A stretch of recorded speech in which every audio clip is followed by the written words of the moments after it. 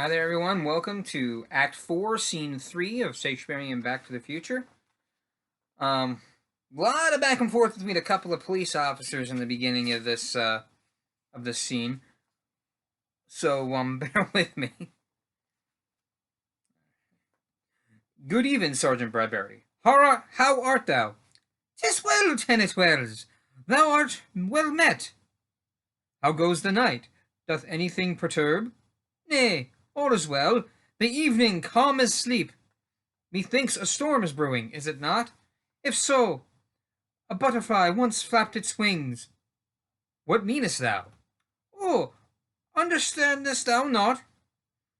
See, there is this special providence in the fall of one small butterfly. Forsooth, a butterfly who flaps its wings or dies may have a profound effect upon the future, and e'en upon the weather systems, yea.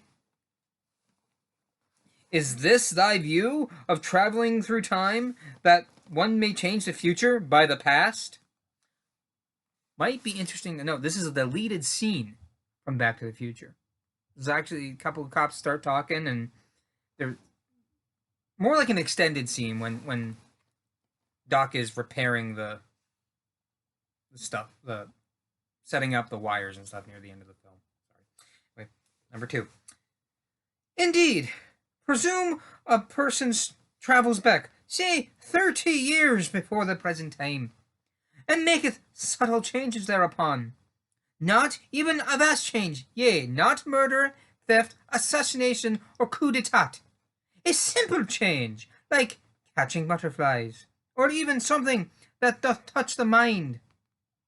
What if the traveller, whilst in the past, did somehow give a person confidence they never had before? To change the world, at least the worlds of those directly touched. The person with the greater confidence would grow to be even more successful than they'd been before, creating an effect like water dripping from a single drop. Is this thy view? 'Tis different, far from mine. I'd hear more. Canst thou explain to me? We shall employ thine own example, sir. Suppose a person from a future time, who knew the music of their present day, did travel back in time and share that music with those who, being 30 years behind, had never heard such strains. They would invent the very music that the traveler had come to fancy after 30 years. The past, in my example, is not changed, but was exactly as it had to be, anticipating every future time. The court of fate ne'er altered in the least. I see. So thou believest the traveller hath e'er existed in the past, although they travelled far from the future. Is this so? By my own view it is. Yet I would hear more of thine own opinion on the matter. Let us talk more, and then we'll find the snack. Past, present, and future. Always it is time for a coffee and donut. So say I. I think I chose the right voice for the right characters here. This is good. All right. Okay. The radio. The weather in Hill Valley on this night is most clear, with some few scattered clouds. Our lowest temperature tonight shall be no lower than 40s Fahrenheit. Doc. Art thou most certain of this storm tonight? No cloudy show of stormy blustering weather doth yet in this fair weekend once appear. When was thou a weatherman? When was it thou, a weatherman, didst trust to read the skies, much less the future tell? I shall be most sorry to see thee go. Thou hast given me a target for mine aims, a vital, noble goal that I may pursue. You know what? Now I shall take the road less travelled by.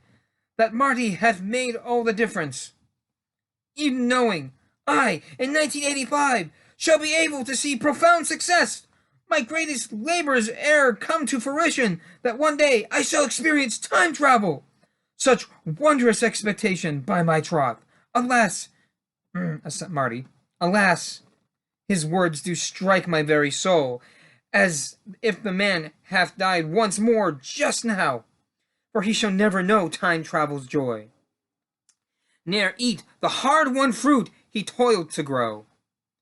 Methinks, methinks, 'twill be most difficult to wait some 30 years before we two can talk, or all that hath transpired these past few days. Most truly, I shall miss thee, Marty. Marty,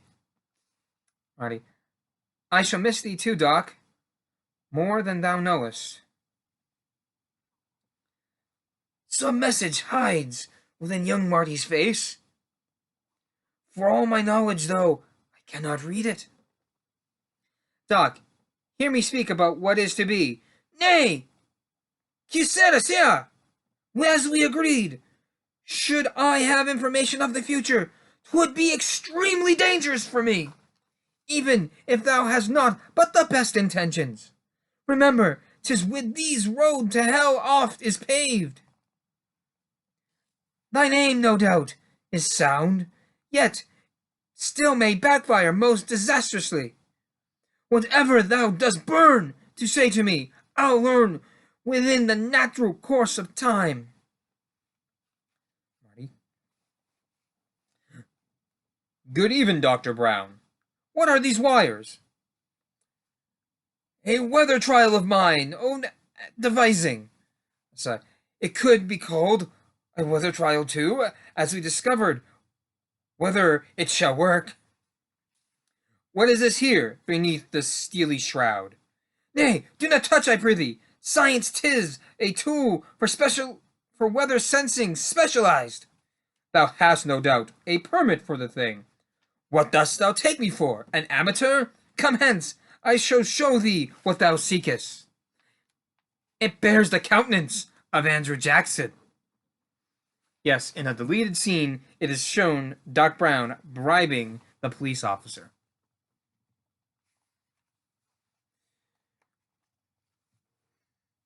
Marty. Doc shall not let my words of future times fall on his ears, if spoken from my lips. Yet I must tell him what I sadly know. What I sadly know. Another way, perchance, I might employ. A letter I shall write for the latter reading, wherewith Doc's tragic fortune to forfend. This is a little out of order. He wrote the letter first, because while Doc's bribing the cop, Marty slips the letter into his jacket. But that's the... In fact, in the deleted scene, you see the bribe, but in the actual movie, you actually see them in the background exchanging the money. So, next time, go ahead, watch it. But writing, dear Dr. Brown, my teacher and my friend, upon the night I travel back in time, thou shalt be slain by terrorist most vile. Please take whate'er precautions necessary to keep thyself from this heinous fate. Thy oldest and thy youngest friend, Eden Marty, thus I have writ to keep kind Doc from harm. And then inscribe upon the envelope, Ope not until 'tis 1985, and thus I hope to keep my friend alive. And that is the end. Act 4, Scene 3. We will do Scene 4 tomorrow, in which we will have a special costume change. Yeah, this is Marty's outfit, but I don't have all the outfits from the movie, but I got at least one other one. I actually both these outfits you'll see here I got quite by accident. But I think you'll enjoy it. In fact, I'm pretty sure you will. Catch you next time.